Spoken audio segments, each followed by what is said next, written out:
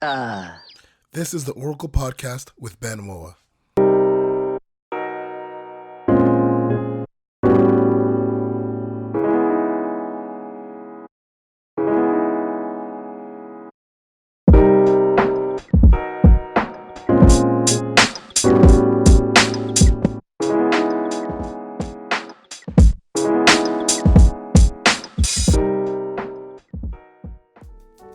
All right, welcome back to the Oracle. It is a new month. It is halfway through a new month. It is July. And I think it's kind of crazy because, some people say it's early, but it already feels like the summer is already over. I know it's been a while. June was an intense month, a really intense month, but a month filled with blessings. I got to see my grade 12s graduate. And also, really big news is I got engaged to the love of my life, Kalmany Huther, who is not featuring on this episode because I am currently in Ottawa. I'm recording in my hometown, in my old house, in my old bedroom, and I'm just recording this episode, this intro for this episode right now here in Ottawa. And so it's been a big month, and now that it's summer, even though it's so busy, I'm hoping to just get a lot of episodes in, getting a lot of recording in. I'm hoping to have a team one day of people who are sound editors. So if you know anyone, or if you are a sound editor, or you like doing that GarageBand stuff, please let me know. Let's talk, because that is the hardest part for me, but we got to start somewhere. All right, so we'll get to this episode. Leah Kwas is our interviewee, sharing such a powerful story in her journey with the topic of shame. The theme of her life that she's seen, but God has always prevailed her through it. So thank you for tuning into the Oracle, and I hope you are blessed by this episode. All right. Thank you, Pastor Ben, for having me. My name is Leah. I grew up in Brookswood. I actually grew up in the heart of a forest. It was really fantastic. What I do right now is I work with Church in the Valley and Acts of Kindness Center and a bit of community outreach. And then I also work at Best Marriage Counseling Company. Awesome. And you're like a really active Church in the Valley member. I truly believe in the cause. Absolutely. Yeah. God is on the move. Absolutely. And so how did you come across Church in the Valley, or even... Oh, that's a great story, Pastor Ben. I'm super glad that you asked me, because I did. This was talking about like scratches and nails, and like, you want to talk about the climb. It was the climb. I really actually was devoted in my heart that I wanted to be more a part of the church. But I couldn't seem to get out of the lifestyle that I was living, which was more in the industry of like food and beverage. And that had become so ingrained. It was about 14 years of that. So that was basically me in a nutshell. I knew at that time, God pressed it upon my heart that I needed to step out of that. And I just kept hitting the wall with it. There was no growth. The growth would always stop at a certain stage. And then it would rewind. And so I knew I wasn't doing something right. And that was when God just said, let it go. And so I did. I let go of my job. I had nothing to fall back on. I actually had no game plan at all. At all. We're talking at all, Pastor Ben. It was crazy. And for 3 months, I had nothing. This was like my test of faith for 3 months. I was offered jobs left, right, and center at every restaurant, every bar, everywhere that I knew before as I was, walking in that lifestyle. Everyone was like, come work for us. We need you. We need management. It was really enticing. But my heart was pretty dedicated that I didn't want to go back into that. And because I believe that I was so faithful in those 3 months of not stepping back into that cycle, I guess you could say, something opened up at the church here. Pastor Dave asked me if I wanted to prune the rose bushes. And I was like, do I want to prune the rose bushes? Okay, you know what? It's one step closer. I'll take it. So I dove into that. I pruned the rose bushes for possibly a month and a half. I had lots of scrapes on my arms. It was a big job. I don't know if you've seen CIV's parking lot, but it's not a small parking lot. And, I was doing it with the determination that I wanted to be in the doors a little bit closer, a little bit a little bit more involved. I wanted to reach people. I knew I was already trying to do that on the outside. It just wasn't, I didn't have the tools to do it properly. I did not have the backing to do it by myself. And I was weak in my spiritual walk as well, like in my vocab, like me sharing it with other people. It was a very hidden thing for me. I didn't want to tell people about how my relationship with God was. My relationship with God was behind closed doors. It was always on my own personal space, my personal time. I didn't ever want people to what's the word? When they put you down, I didn't want conflict. Let's just put it that way. When you tell somebody that your beliefs, 90% of the time they're going to tell you their beliefs.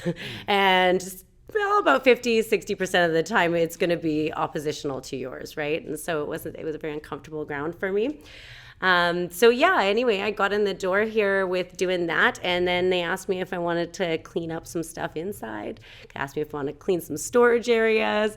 I was like, yes, absolutely. I love reorganizing furniture. I got involved. I started doing a little decor, and before long, Allison's like, hey, would you be willing to answer the phones maybe a couple of times a week? And I purely enjoyed that. That was big for me. I got connected with a lot of our church members that I didn't know went to our church. I got to know this church staff and really see kind of behind the veil of what it takes to organize such an amazing ministry. And that inspired my heart even more. So my desire to be closer with God, but my desire to be closer with fellowship and like-minded people, equally yoked people, was a huge, huge step. And it just kind of pulled me away from where the off path and put me more on that narrow path as God has placed it so many times. So that's where I started here, and that was about 4 years ago. Wow, that's awesome. Yeah. So we'll get right into it. Yeah. And so when we were talking, I asked you, again, this podcast is just a platform for people to share their story and share their experiences, share things that they've come to understand, trying to overcome. Not saying it's a perfection thing, but things that they know that they're seeing growth in, or how they've seen God transform them in, and stuff like that. And I asked you if there was a theme, and I also asked what is something that you've experienced that you've been kind of liberated from and kind of moving forward from. Right. And you said shame. Yeah. Well, after the second time, I'm like, please articulate the question. Yeah. But yes, shame seemed to have its few cycles in my life. So I felt that was the best one for me to bring up and talk about here. Yeah. So then what was your first experience, or when you say that, what was the first thing that you were able to label, like, this is where I feel that way? Right. So Pastor Ben, you know me a little bit. The audience probably doesn't know me very well, especially because I'm just a voice over a microphone. But yeah, I'm a single mom of 3. And I had my first daughter when I was 17. So that was really early. I was one of the first in my friends and probably a wide stretch of my age category to have a child. So it changed my dynamics of living hugely. Not only that, but we still were... we were kind of in this transition of generations. So a lot of the older generations were still really shame on you personalities, and didn't have a problem vocalizing it. As you'd walk by them, you'd take the bus. You get on the bus with a baby cart, and they don't mind saying that they disagree with my actions and why I ended up where I was and how I was taking tax-earned dollars, even though I was not on welfare. And I stand to be true. I have earned every keep, but I really felt heart heavy at that point for those that did have to, lean on the system. It really is a strong struggle to be a single mom of 1. So of course, I got to that place where I started to feel a bit more secure. I was working.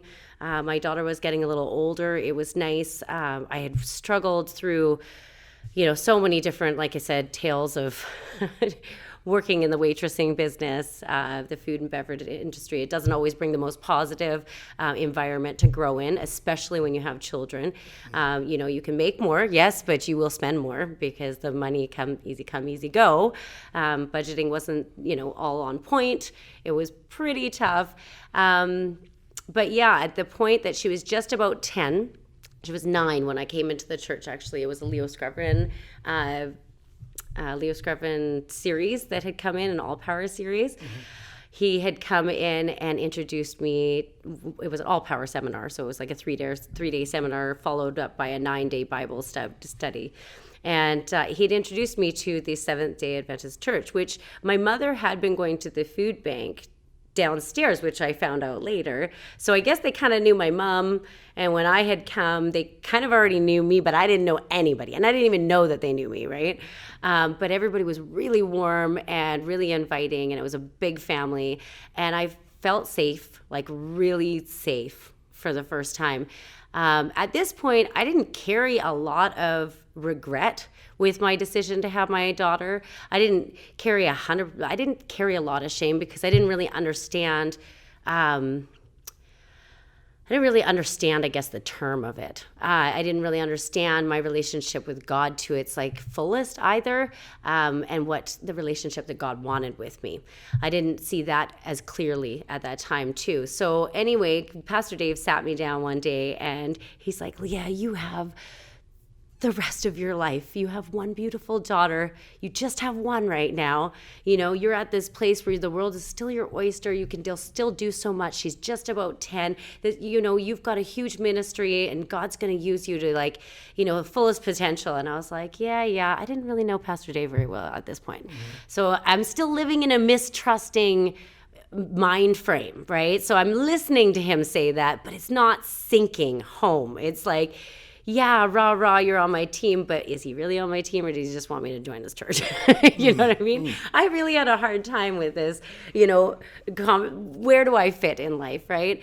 But of course, you know, still I'm a single mom and I'm looking around and I didn't see any other single moms in this church. So I started really analyzing my personality, like that I was different than the rest of everyone. As much as I could put on the friendly face that I really enjoyed everybody and everybody really enjoyed me, deep down I felt like there was something really different and I was carrying something. That was an X. I didn't know what it was. It was just, let's call it X emotion, right? So then I ended up diving wholeheartedly into another relationship after I'd gotten baptized. You know, in my brain, I thought that this was the guy. Maybe I was supposed to nurture and make this work. And of course, I didn't let God take the lead. Instead, I, you know, as a human, took the lead myself and jumped into this relationship. And out of this relationship came 2 more children. As my ex-partner, he wasn't a believer and didn't support the Christian walk and didn't support the church. And so it made it really difficult. So I actually strayed from the church. But Pastor Dave just kept calling and he just kept calling and he just kept calling just to say hi. Nothing more, just to say hi, see how's it going. He actually kind of really became a really good friend, almost to a best friend to me at one point where I wasn't really talking to anybody. And the only person that I would talk to was Pastor Dave, and couldn't understand really his reasoning other than he was just sent by God, just to, like, he was supposed to be there to be that strength for me. My relationship was quite dysfunctional, had gotten very, very deterring. We were very emotionally bad for each other, period. There was this codependency issue that just kept hitting home for the 2 of us. And anyway, it became quite abusive, mentally, emotionally, verbally. Even at some points became physical, and it was just really unhealthy. It was hard to walk away from. Again, that was a huge God moment in my life. I mean, I just started praying and just kept praying, and God opened the door, and it was, you know, I'm sure he opened a bunch of doors before, but it was until I was ready, when my heart was ready and I was ready to follow him, that he opened the door again. And that was when I came back to the church, and I said to Allison, I says, I need to be like so enveloped in this church. That's the only way that I can change this walk, because I have permanently ingrained this way of life in my brain that it's actually a physical impairment now, because my neural pathways are directly streaming to the same habitual, you know, grounds. And she must have heard me and taken that pretty seriously, because she was like, Leah, you know, we really need you more often here. And I moved right across the street from there. God put me right across the street from the church. And I was like, okay, this is how close you need me, God? Like, I'm right here. Okay. And then I got more involved, and we started seeing a single mom's ministry come out, start to bloom. It was just kind of like the first steps of the plan. But as funny as the story is, actually, I haven't shared this with this person, but this person was the one that brought me out of this X emotion. And it was actually Pastor Dave's son, Pastor Josh. And still to this day, he doesn't know this. If he listens to this, he's probably going to find out for his first time. I could never look him in the eye because he was like my age. He was like around that same generation. And I was carrying something that was so heavy and I couldn't look him in the eyes at all. And if I did, it was like short little glimpse, like I wondered why, and I kept like praying about it. And I was having some crazy dreams. Like God was delivering these really crazy dreams for like 3 months intensely straight.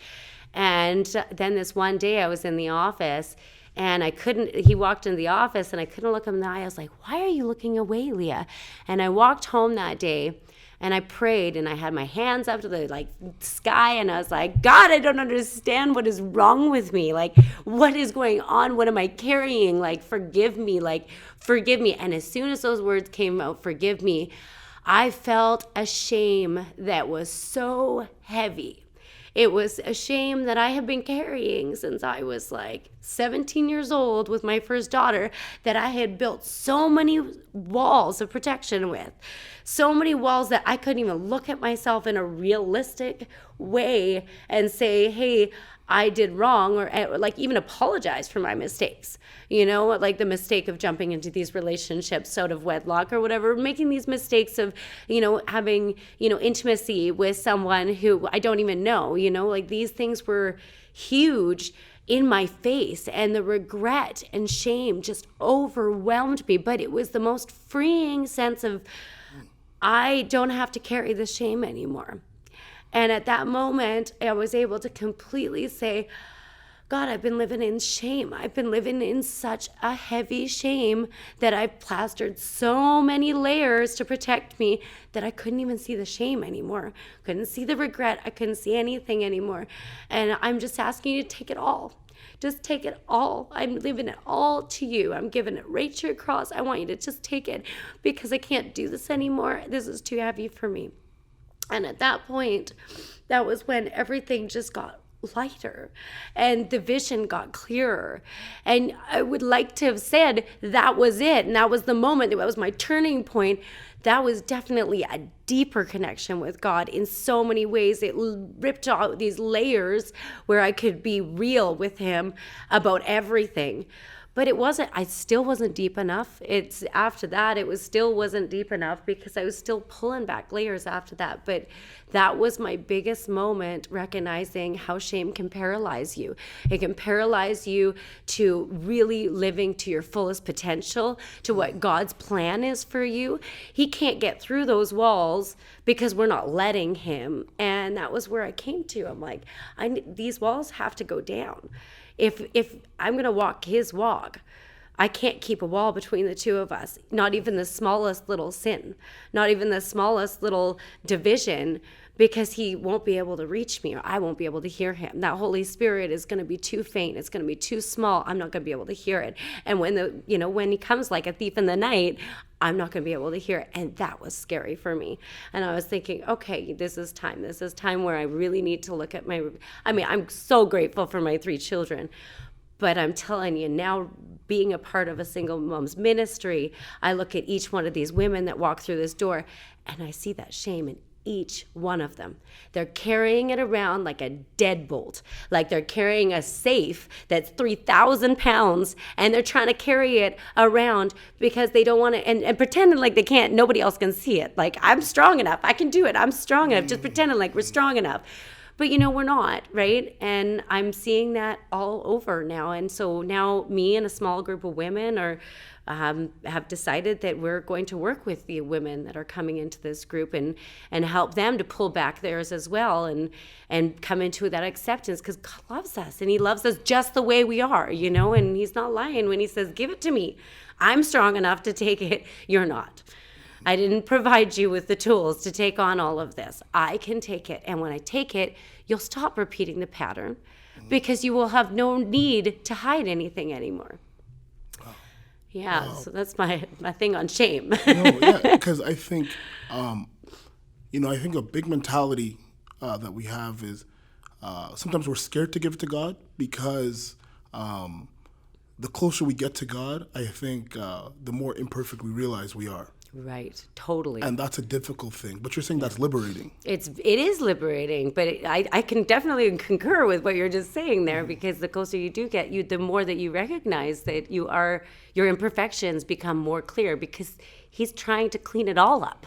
He's like, it's like when you clean a house. Okay, let's just use this as an analogy. If you're going to clean your house and you're like, I want a clean house, and you walk into your house, what do you see? Do you see all the clean spots in your house, or do you see all the dirty spots?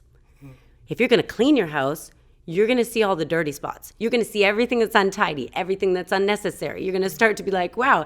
And those things become so primarily in your view. Yes, the house is eventually going to be clean, but you have to, he's bringing those to your attention, saying, well, if you keep this dust under this rug, well, it's going to get moldy, so let me show you that, Wow. That's actually a powerful analogy, because I think when we try and do it ourselves, we just look at the clean spots in the house. Right. And then we act like there's no dirty right, spots, totally. And so we do a little backwards. Absolutely. And so then, how do you practically bring it to God so that you can be liberated, or so that you can actually identify what you've been trying to hide? How do you do that? Well, for myself, it's verbal for me. It has to be verbal for me. I'm a verbal person. So I don't know. I've used it through many different sources. Like I've sang, I've sat in my room, I've prayed, I've done my dishes, I've prayed, I think prayer is really, really crucial.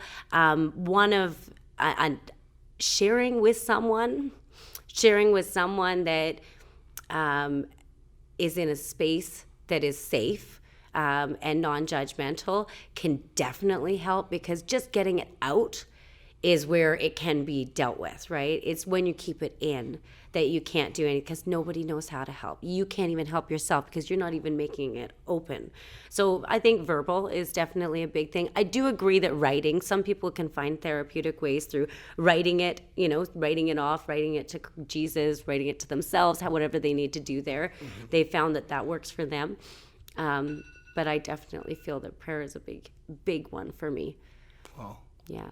So then just when you look back, what do you wish you knew before you encountered if I could say there's one thing that I wish that I wouldn't turn back times for the life of me to do this journey all over again. Mm-hmm.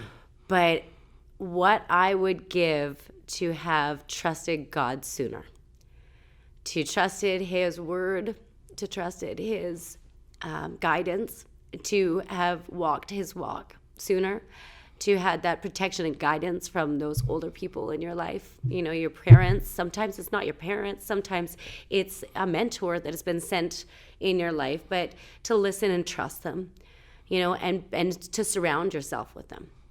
Keep yourself in those safe environments, because that's where you can grow as well. You can't be vulnerable in an unsafe environment. You can only be vulnerable in a safe environment. And it takes a lot to be safe and vulnerable when you come from unsafe environments. Mm-hmm.